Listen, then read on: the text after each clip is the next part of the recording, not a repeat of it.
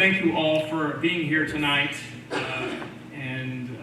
We have a stellar panel with us, and it really is a little overwhelming to be introducing this group of people to you. I had dinner with a few and am, I think overwhelmed is the best word to hear about what all they're doing in their communities and how their time at ENC has shaped them as people who take their faith and their service to others seriously. And so, just as an introduction, this is our third of 4 lectures being held this academic year in honor of Quincy, or ENC's 100th year anniversary in Quincy, and also the inauguration of our 14th president here in the crowd, which was held last October. I will also state, if you know people who wanted to be here and can't, we are recording this panel session, and it will be posted through our, I probably should have let y'all know that too. But it will be recorded and posted on our website for those who aren't able to attend. All right, so we are going to have a kind of a Q&A time for about 45 minutes, and then I'm going to carve out maybe 10 minutes for questions from the audience, and then we do have to abide by a strict cutoff time at 7 o'clock, in large part due to the fact that we have a drama production featuring the work of Father Bill's house here in Quincy over in the Cove Fine Arts building beginning at 7:30, and you are all welcome. I highly encourage you to attend. I've already heard some really great reviews of this theater production. And it definitely dovetails with what we're talking about tonight in terms of community service and ENC's role here in Quincy and Boston. So let me do just a very quick introduction of each of our panelists. Here, immediately to my left here is Kelly Coble. Kelly is a ENC graduate from 1985, graduating with a BA in literature, and she also received her teaching certification here. She is local. She came from North Quincy High, and when she came to ENC, she wanted to enter the social work program, but I've been told after one class with Dr. Ruth Cameron, who this auditorium is named after, she quickly changed her major to literature. Kelly has gone on and done graduate work in literature and art history at Boston University, and she lives still here in Quincy, where she serves as the curator at the Adams National Historical Park. But in her free time, she also served as president of the Quincy Art Association and works with the Altruza International, an organization that promotes literacy locally and internationally. Next, we have Linda Drew. Linda is a Master's of Education graduate from 2018. Linda lives in Marshfield with her husband and 2 kids. We should note her daughter is a recent transfer to ENC, and I think we're going to be working on your son, who currently attends Suffolk University, but we'll see if we can rope him in. But Linda teaches at Weymouth High School as a Tier 2 SEL intervention teacher. She's also previously served in positions in Brockton, Quincy, and Plymouth as a substitute or special education teacher. Linda specializes in teaching life skills classes, and she also does volunteer work at the Plymouth County Correctional Facility for the past 2 summers. She's done work there in teaching and particularly working with inmates in the substance use disorder unit. And she also volunteers her time at the Home for Little Wanderers here in Boston as well. Next, we have John Lannan. John is a 2004 graduate with a BA in history, which is music to my ears as a history professor here at ENC. John then went on and did a Master's of Science in Management at ENC as well in 2007, and also completed a Master's of Social Work from Boston College in 2010. John lives in Weymouth, Massachusetts, with his wife, Karen, and daughter, Rebecca. And he also serves full-time at the Father Bill's in Mainspring, where he serves as the services director. And the theater production after tonight's event is featuring a lot of the site where he works. All right, next to John, Tanya Miller. Tanya is a 2002 graduate. She did her bachelor's in social work here at ENC. She then went on and did a master's in marriage and family therapy here at ENC in 2011. Tanya lives in Medford, where she works with as a placement specialist for the Youth Villages Massachusetts, a nonprofit organization that has sites in 27 other states within our nation that primarily helps children and families live more flourishing, successful lives. Tanya also, if she's not busy enough doing that work, she's also a licensed minister in the AME Church and serves at Bethel Boston AME, where she's serves in the youth ministries as the middle school director, and also oversees a dance ministry there at the church called 3113, is that right? All right, next to Tanya, we have Mary Ann Peak. Mary Ann is a graduate of ENC through our graduate program. She did a master's in psychology in 1986. She was previously graduated from Emmanuel College, where she studied fine arts and psychology, but then did a master's with us. Mary Ann is a very busy person. She is the superintendent of the National Park Service, overseeing the Adams National Historical Park here in Quincy. And then at the very end is Fred Wenger. Fred is a 1952, first came to ENC in 1952, where he received a high school diploma through Eastern Nazarene Academy before entering his collegiate studies at ENC. He graduated with a BA in 1957, where he also achieved a teacher certificate so that he could do some substitute teaching. And then in 1958, he went on and did graduate work at ENC as well in our theology and Bible program. So has studied at multiple levels at ENC in terms of high school, undergrad, and doing some graduate studies as well. He went on to Nazarene Theological Seminary and really specializes in, and I really enjoyed hearing his heart for clinical pastoral work and counseling that he's called to. And then he also went on and did some doctoral work in psychology in the late 80s, early 1990s. He lives in Oklahoma. He traveled the farthest. He wins the award for coming the farthest to be with us tonight. He lives in the Oklahoma City area.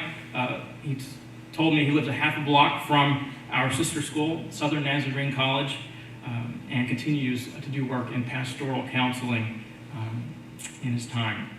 And I also want to mention Fred, while he was a student at ENC, was very active in the Boston Chapel work that was being done beginning in the 1950s, work that focused on kind of a low-income area at the time in the South End, and did a really robust children's ministry there in a very interracial setting.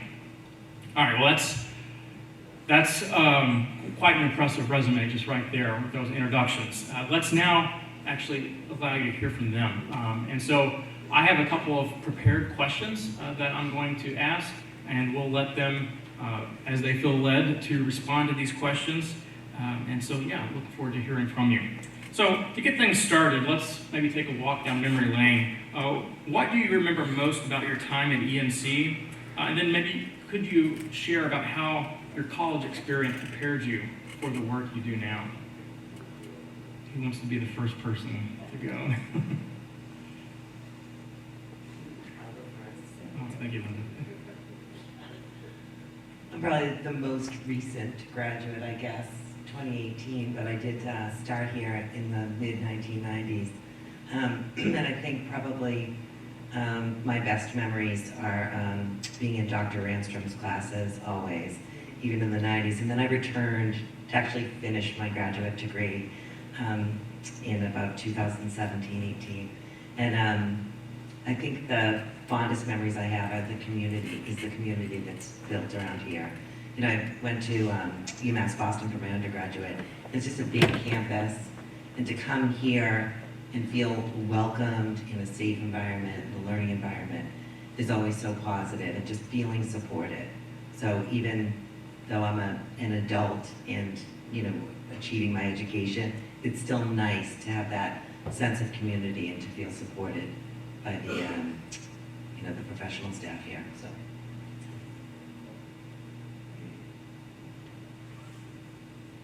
In some ways, I think I'm most unlikely to be here, but I am. Thank God. I was a high school dropout by necessity, economic for the family. My 4 sisters had preceded me in dropping out of high school. So I became the first high school graduate from the ENA, and then I became the first college graduate, and then I added on other degrees.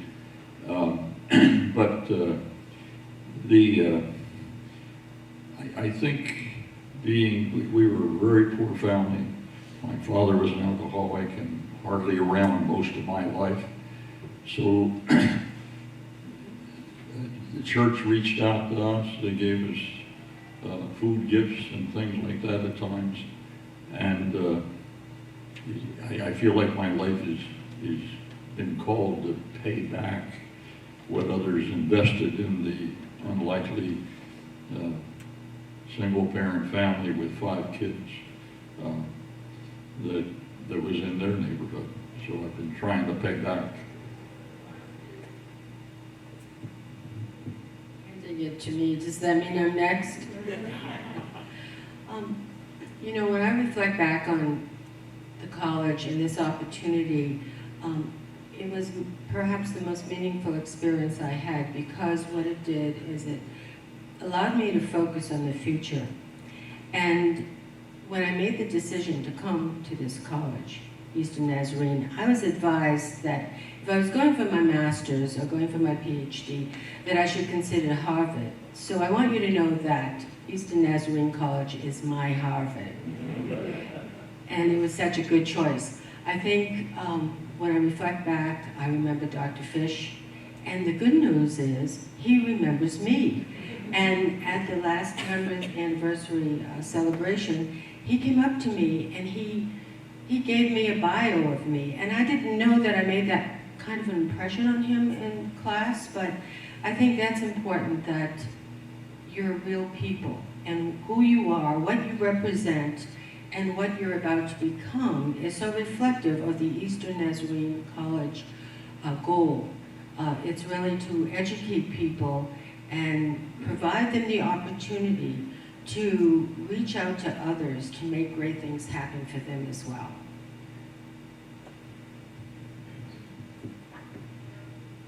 Pass the mic. For me, I think the memory that I cherish the most, and it's also a challenging memory, was in my last year as a senior, 9/11 occurred. And I was going into my internship class. I remember it like it was yesterday, of course. I was serving on SGA, and it was a time of tragedy for the nation. And ENC, the staff, the students, everyone came around and supported one another. And in the midst of tragedy, we worked on constructing meaning on how we respond. And I think that was both a tough memory and a trust memory, because it allowed me to see that as people of faith, we don't run away from tragedy. We make meaning of it within community, and sometimes that strengthens the community to move forward, even in the midst of the hurt and the pain. I think for me, I was one of those. Sorry, I think I was one of those bratty little professor's kids running around as a kid, often running into my mom's office, trying to teach in quarters for the arcade. So for me, separating college time from ENC from growing up is hard, but I think what's always stuck out to me about ENC is there's many memories, but it's really the commitment that people have to the mission of the school, and the commitment to mentoring and to really providing an education that is well-founded, not just focused on the major, but focused on going out into the community, finding ways to engage with people, providing just really intense mentorship to people who maybe are struggling. And I think, many people in this room have been committed to the school for so long, and that's something that anytime I look back fondly at ENC, it's because of people who have been here for so long and committed so much of their time and energy to be here for that.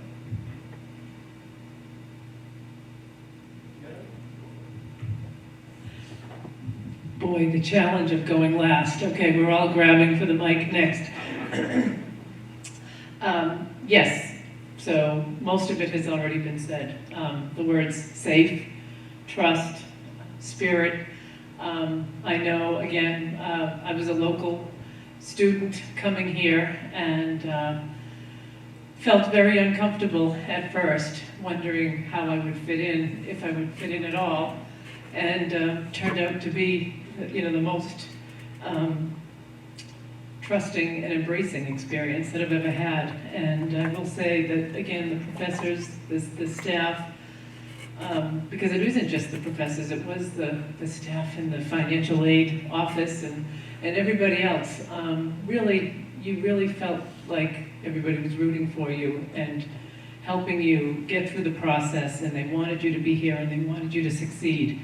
So I will say it was the level of professors and the spirit of the place that elevated my soul, my mind, and my heart to be the generous person that I never thought I could be, because I grew up always wondering what everybody else was doing and what they were thinking about. And when I came here, I really did have that power to be myself and to be who I wanted to be, because I knew that I was okay. All right, thank you. I would like to move now to maybe a conversation about an understanding of calling and vocation. And once again, as I was reading all of your biographies, I was just stunned at all that you're doing and all that you've invested in and all that you're sacrificing to work in. And so I was wondering if you could share maybe how over the course of your life you came to identify your calling and what led you to the vocation you're doing now. Nope, I went first. And I do want to just say, yes, it's been a journey, and it is a journey. And I want to say that, as my bio stated, I did leave North Quincy High School really thinking that I had found my place and my calling, which was social work. And I was so happy that all the pieces just fit in so perfectly that I found a place that I could come to, a place that I could afford, and that it really hit my calling. So, and again, didn't take long to change directions, and I knew that I was really a art historian and an artist at heart, and the clinical part of social work just didn't fit with me at that time, and I was torn also with being a teacher. But it was just the time, the idea of community and opportunity that helped me on my way. And it was while I was a student here that I started thinking about teaching, as well as using my love of literature towards something more productive than just being a student, even though I really loved that idea too. But while I thought and was preparing to be a teacher is when I answered an advertisement in the Quincy Sun to be a park ranger at the Adams National Historical Park. And I said, well, if I have to get used to talking to people, I might as well start here. So actually Mary Ann helped secure that position for me. So again, fate is a wonderful thing. And I started there and have only grown as well from that point, because again, my love of the arts, sharing and nurturing culture and the humanities is really my strength and my where my soul is. So that's kind of where it all started, and you never know where it's going to end up, but it's usually in a good place if you follow your heart. Well, I started, I really didn't attend church very much as a kid. My four sisters always did, but I didn't. I got invited to a meeting, and I went that night, and I went forward to the altar to receive Christ as my Savior. And little did I know that that would lead back to school or anything, you know. And but over the unfolding of that next year, God showed me in some interesting ways that He wanted me to be a minister. And so that, without that and without that calling, I would have never finished high school. I would have never, because I was in a career of being a florist for one of Philadelphia's best florists, and I would have just stayed in that, I'm sure. But when I came here, the example to me of the professors, many of them, just seemed so real, so authentic, so humble. They were giving so much, it seemed to us. I just caught that spirit, and then because I was influenced so early by necessary things that people gave us, I was a depression kid, say. So all those things are what shaped me and gave me the calling that I have today.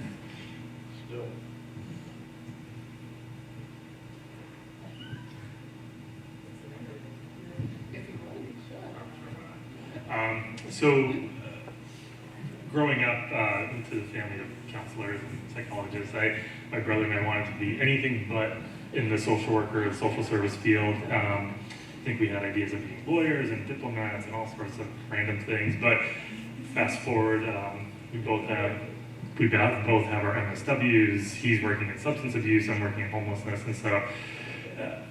I think, that does come from just being rooted in seeing the work being done day to day by our parents, seeing how committed they were, and then continuing to see that at ENC and finding opportunities to engage with different populations, doing it in a way that felt really meaningful, and just finding ways to get engaged outside of maybe the ENC bubble at times, getting into Boston or getting into Quincy to different social service programs to just try to see what's out there and what does a vocation in a helping service actually look like, because I think there's lots of people that want to help or want to do, whether they think of it as charity work or volunteer, but it's hard to think of it as a profession, and figuring out where you fit in that can be a challenge, but I think ENC really helped steer, at least for me, helped me try different things and steer me in a way that I could make the connections I would need to decide, all right, this is what I want to do for work.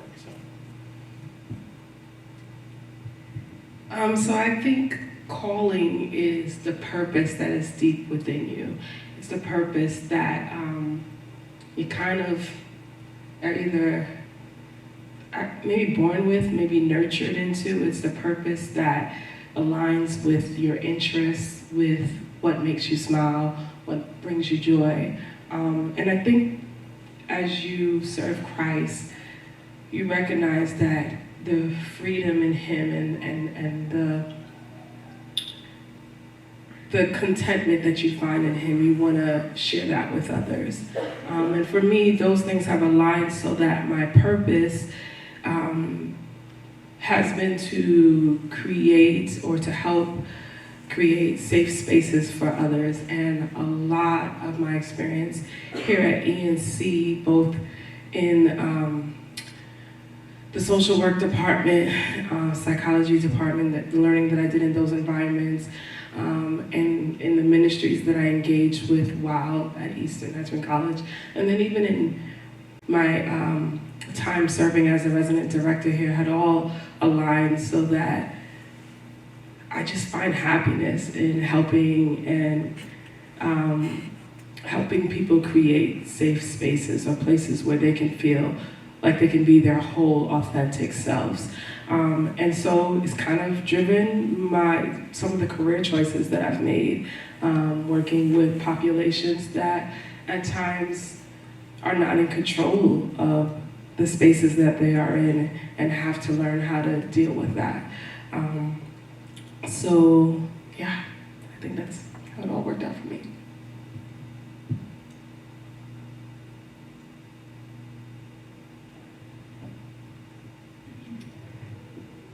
I wondered why my daughter became an equestrian and trains horses. And I think it has something to do with watching her mother and the 24/7 commitment, being passionate about what she does, and I'm speaking for myself, that it was easy. You know, it was something I wanted to do and I still love doing. So that was a given, but it is a lifetime commitment, and it's a career that becomes part of you.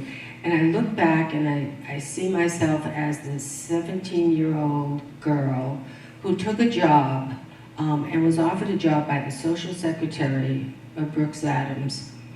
And she took a chance on me. And she got special permission from the federal government to hire me because she was supposed to be 18 years of age. And at the time she told me she didn't think it would be a full-time job. It might end up being part-time, but she wanted to invest in me.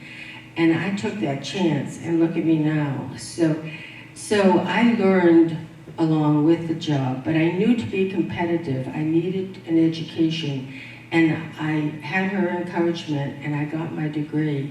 And then I reached a point of making a decision for my master's.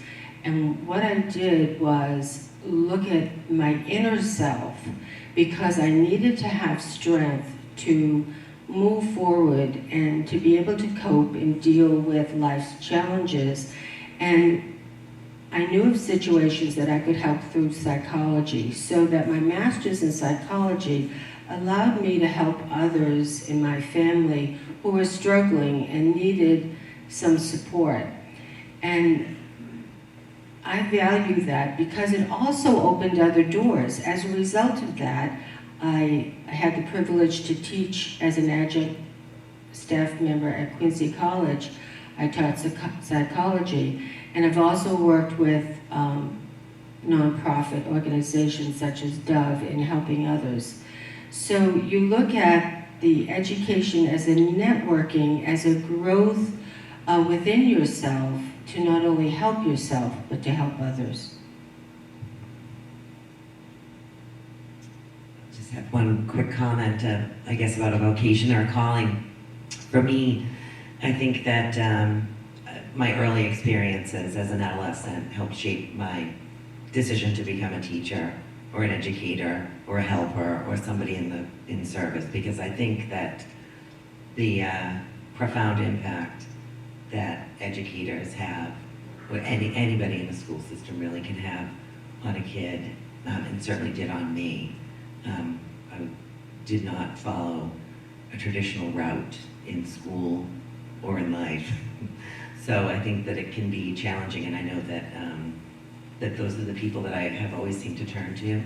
And you know, it's like you're never done. It's an itch you can't scratch. Like once you decide you want to be of service to others, it's just, you just can go in any direction. And I think it's just, I feel blessed to be able to do that today. So thanks. Thank you, Linda. All right, well, with any vocation or calling, we are going to find challenges, resistance, even, or just things we just did not expect as we entered into the work that we're all doing. And so I was wondering if you could reflect on some challenges you faced in the work you've done here in the Quincy, Boston community, and then maybe walk us through how you address those challenges. I'm getting it over with. Well, depending on the audience, the two things that kind of came to my mind with this question, I'll tread very lightly. The first one, though, does come to mind is politics. And I will say that in that regard, along that road, is you do have to tread lightly. There are people in power, and sometimes those people in power don't quite see the tree in the forest or so forth. They just don't see the opportunities or the gifts that are really in front of them sometimes. And so I think that that's one of the lessons that I did learn here is you need to learn how to speak for yourself. I am so grateful for the literature department because, as I said earlier, I learned the skills of critical thinking, and that gave me the opportunity to kind of think for myself and to be articulate the best that I can be, and to be humble and to know that I have a voice. And I think as far as navigating the big wide world is to when to use your voice, when to maybe not use your voice, and to respect others, because sometimes other people say what needs to be said and then you don't have to necessarily be the one to take the fall. But so I will say politics and power, actually, the two biggest things that come to my mind. And again, my message has always been, be true to yourself and be honest. And, just listen and sometimes wait for the right opportunity. I think for me, I see all the challenges through my students now, because we live in one of the questions I ask every student when I meet them or put into a writing prompt is, what do you wish that adults knew about being a young person today? And I think it speaks to what we're talking about tonight. And so there's a list of things that, as someone who's in their 50s now, I don't have a grasp on that these kids are dealing with today. And the challenge of sort of focusing on that, and we came up with a list of 10 things that kids are always talking about. Political divisiveness is one of them. What to do about, they call them intimate photos now, but this is a real thing, social media, photos. They also think about high school feels more like college now with the amount of pressure that students have, 7 classes a day, 7 days a week, tests and AP courses, and also the 4-year track of college. Just not a lot of, I think, they're also concerned about their own environment and culture, And I think for me, one of the things I bump up against personally is sort of the structures of institutions, right? So, we're now in 2020, and we have all these changes, and they're new, and we don't know how to tackle them. But we have all these policies in place that maybe sort of rub up against what's happening today. And so I find it very challenging to sort of work within that framework and how to make progress with students. And also I think the stigmatization, I've volunteered in the jails, and I've worked at residential programs, and these are marginalized people, children without families in DCF custody, people, locked up, their freedom taken away from them. And the opiate crisis, how stigmatized and judged these folks are, and it's hard for me to not feel outraged all the time at sort of this passive, nonchalant, or judgmental view. So the way I manage it is through education, right? I'm constantly explaining mental health to people, and trying to just have the conversation. So that's it. I just say this, that I was involved in Boston Chapel at I wasn't there at the very beginning, but the next year. And I picked out a boy in that setting who was around 10, 11 years old. He would come every week, but he couldn't stay. He would just bolt out of the place. And I worked with him and prayed about a lot, and God gave me a way of reaching out to him. And we got him turned around, thank God. And but I look back over my life, and there's two kinds of people that I've concentrated on. In any group, the person who's not attached to the outsider, because I was the outsider. My sisters would take me to Sunday school or something, but nobody ever got me connected. So the outsider, but then also I have a list of bad boys, everybody would have called, who I reached out to over the years and trying to find some creative way of doing more than just disciplining them, you know.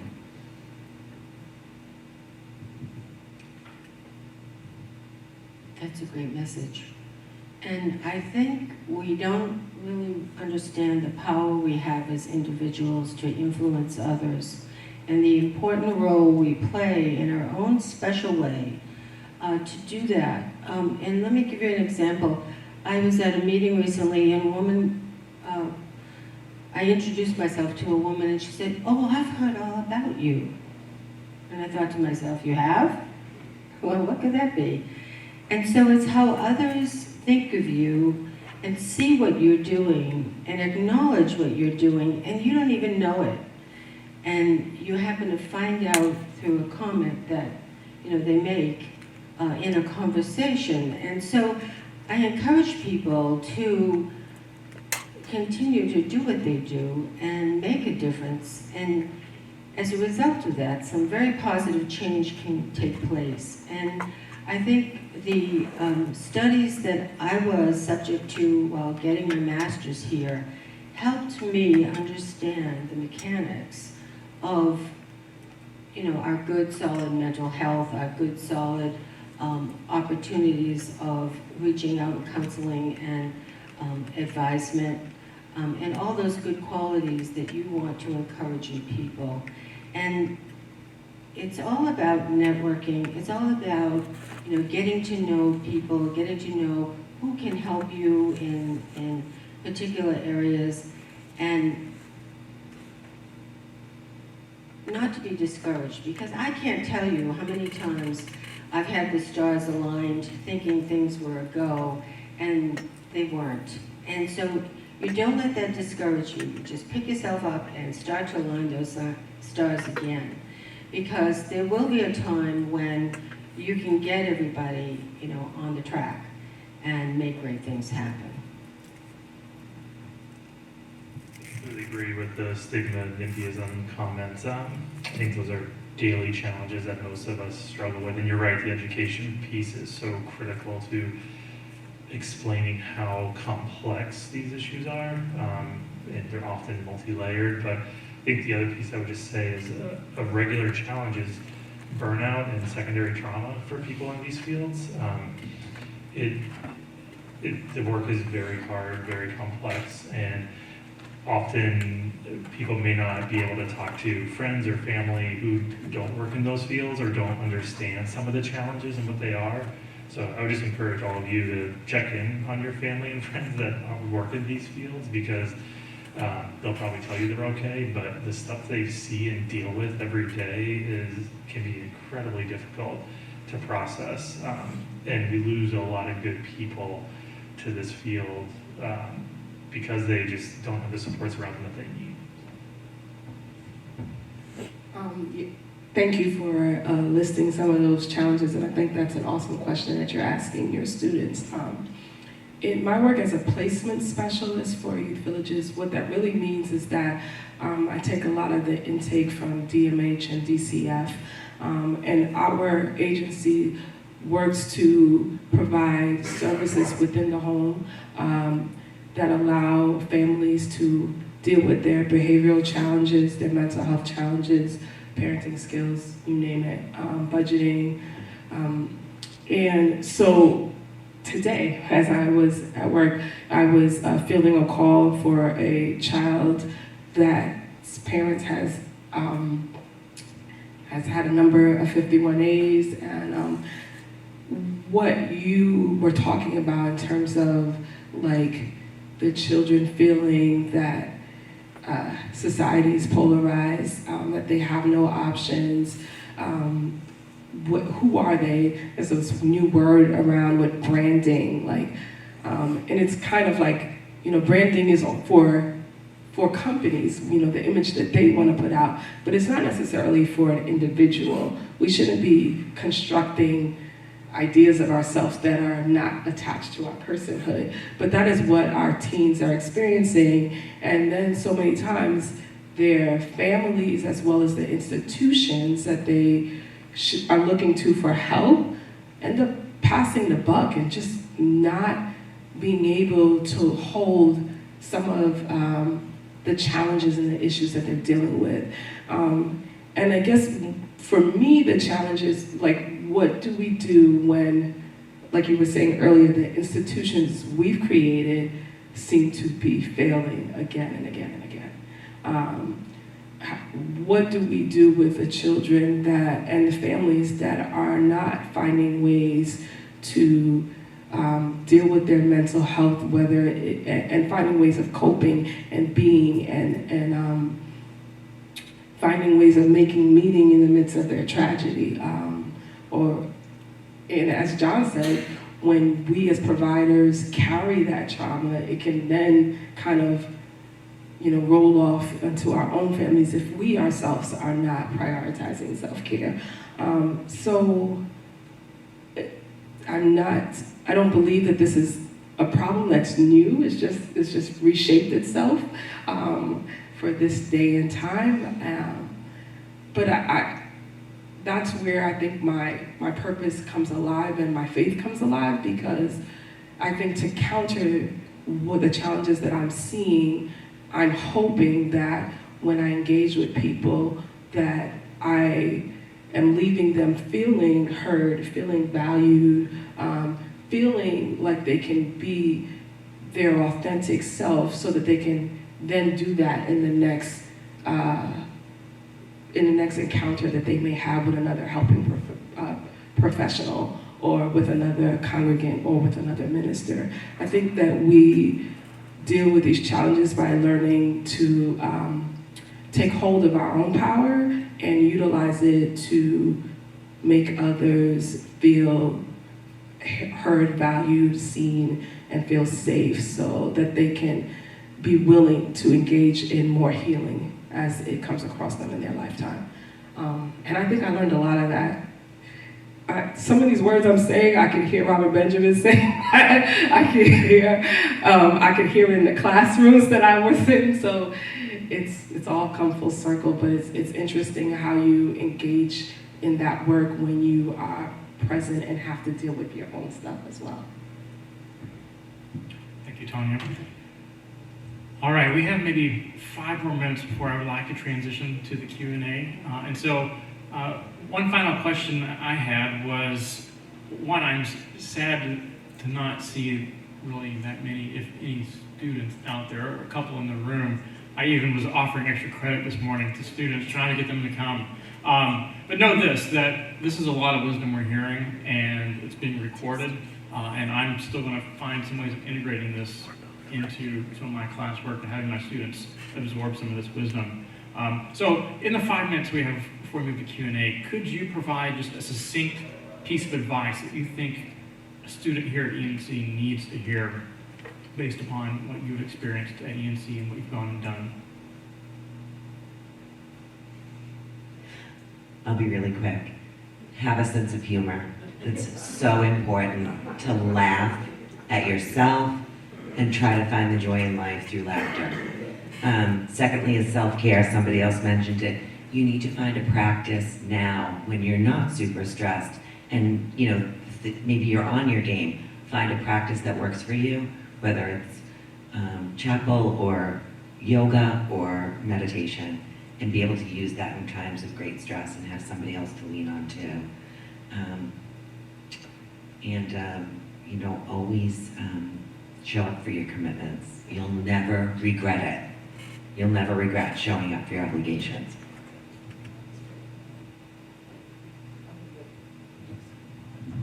Again, real quick, even quicker. Again, the things that come to my mind is be honest.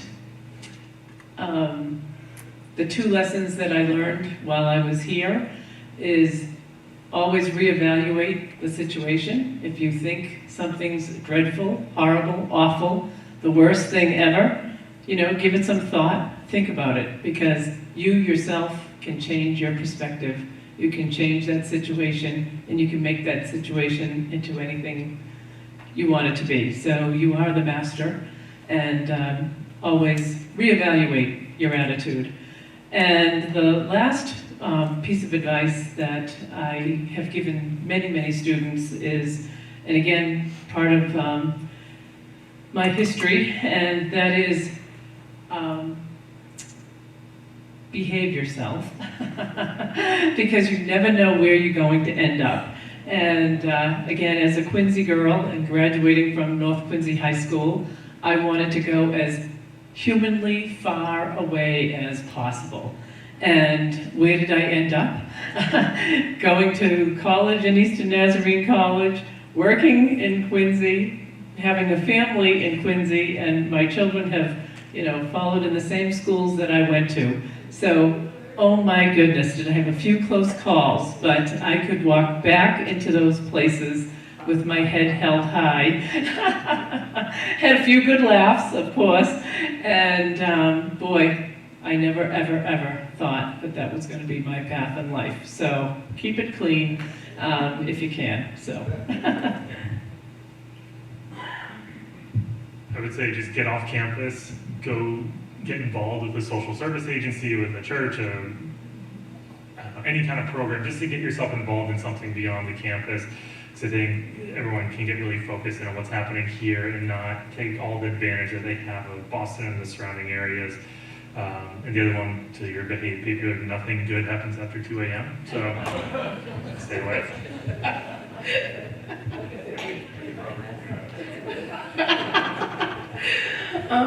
I would say, I like that you said be honest. I would say be honest with yourself.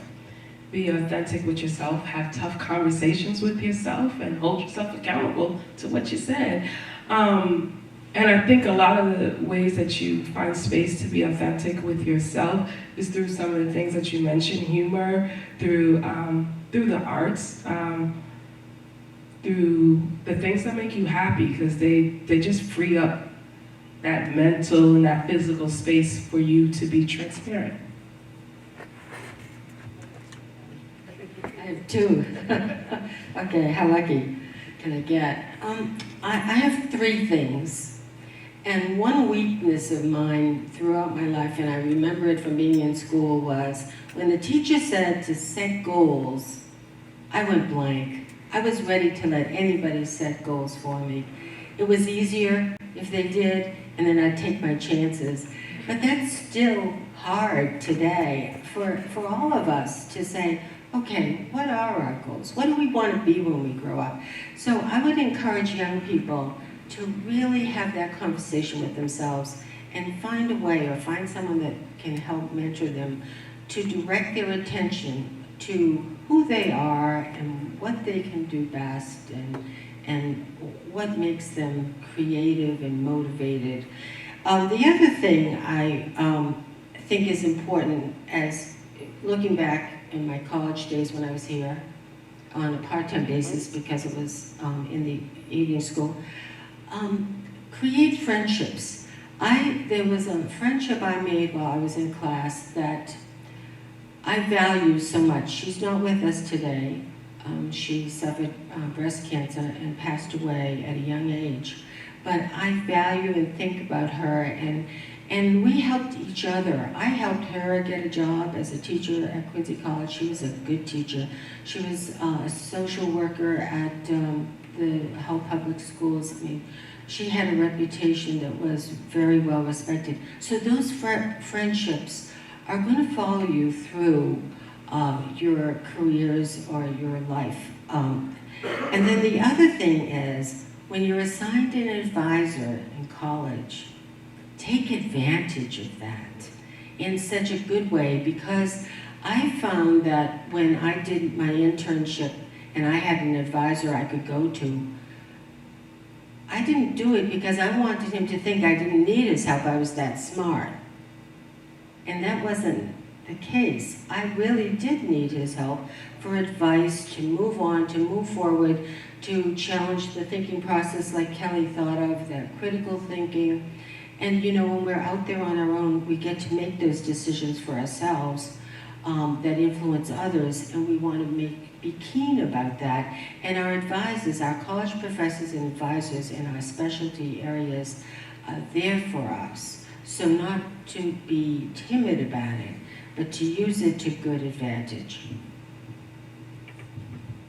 I think the biggest thing for me to keep me going has been prayer. I get stuck with a situation that seems to get overwhelming, but I always have the outlet of prayer, and it seems like I find answers. All right, we have time for a few questions, so I would like to turn it over to you. What questions do you have? Dr. Cameron. Mary Ann, as I sit here thinking, you're talking about influence. I think if the students over many years who spent time there with working with you, and what effect that had on their career. Some followed your profession, others became librarians, but that summer experience there was very important in shaping their goals and shaping their lives. Thank you, Dr. Dr. Cameron has really been our icon, you know, for history, and he's been in our audiences for many a lecture, and the influence the Adams National Historical Park has in the community, and the support that the Adams family gave to education, Abigail Adams particularly being self-educated. Remember the ladies, she was for women's education, John Adams and the generations of Adamses to follow. But the park has had a very unique opportunity for internships. Kelly has been very successful in managing the curatorial division within the park that brings to us your best. So you have students here who are learning, who are becoming professionals, and by working with us, as the doctor said, they're being exposed to the real thing. They get to do things, you know, with a collection that I can't. I'm an observer, but through Kelly, they can get up real close, and not everybody has that opportunity or that privilege, but through the internship program and in the history department and research and sharing that information and giving guided tours to the public, and then developing their speaking skills and the customer service skills. So it is a resource, and thank you for bringing it up, because it's a resource we value. It's a win-win. You know, the student gets something, and we benefit from something, from their exposure and getting to know us and them. So thank you for that.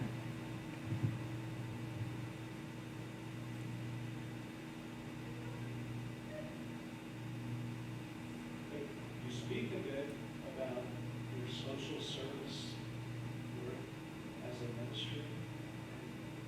As a graduate of social work, back in the 70s, it was often the split, where you go to save souls and be ministers, where are you going to serve people? Could you talk about your service as a fulfillment ministry?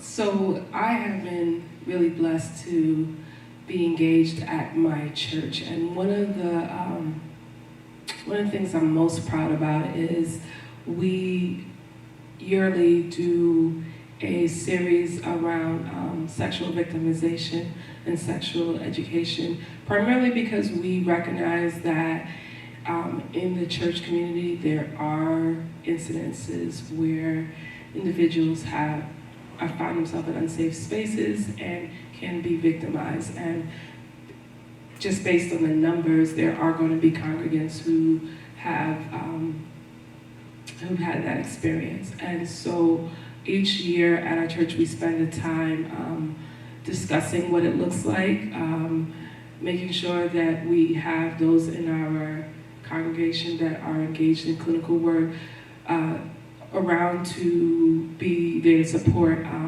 people if they're, if they're speaking about this for the first time, we make sure that we have a program that is geared toward young people.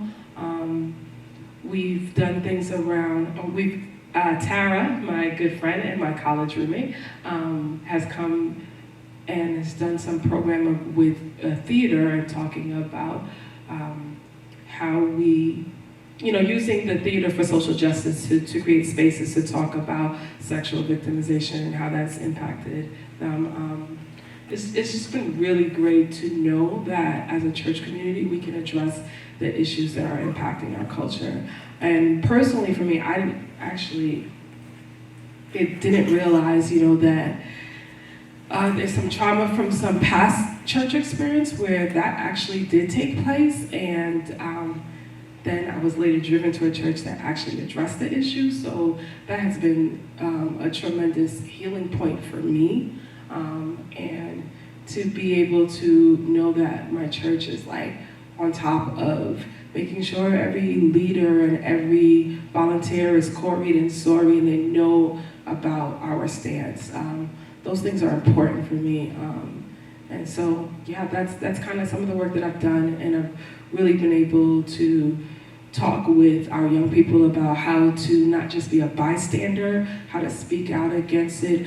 What does it look like to have healthy relationships? What are the red flags if they should find themselves in an unhealthy relationship? And ways, where they go to. Do they go to, that they don't only have to go to their pastors, but they need to go to filing reports, and that they need to be engaged with seeing a clinician. So yeah, that's been some of the ways that I've done that. I think for me,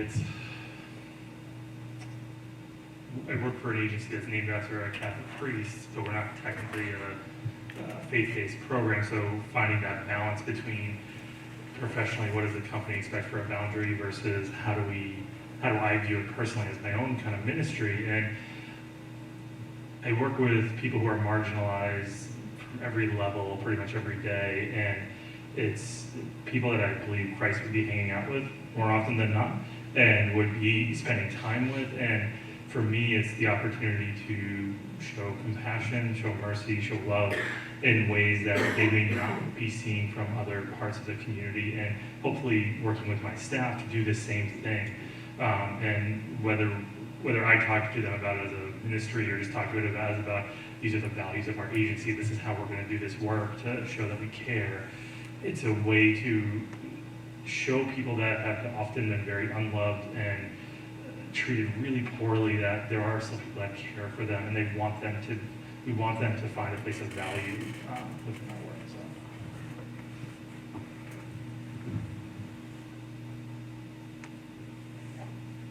All right, are there any final questions? Is there one more out there? All right, well, I want to just personally thank all of you for coming tonight and sharing your experience, your service. And I think what we've heard tonight is a form of testimony, a testimony to what justice and service looks like, a testimony to what God's doing here in Quincy and Boston, and a testimony to how God is using ENC with the students that go out and change the world. And so, would you join me in thanking this group?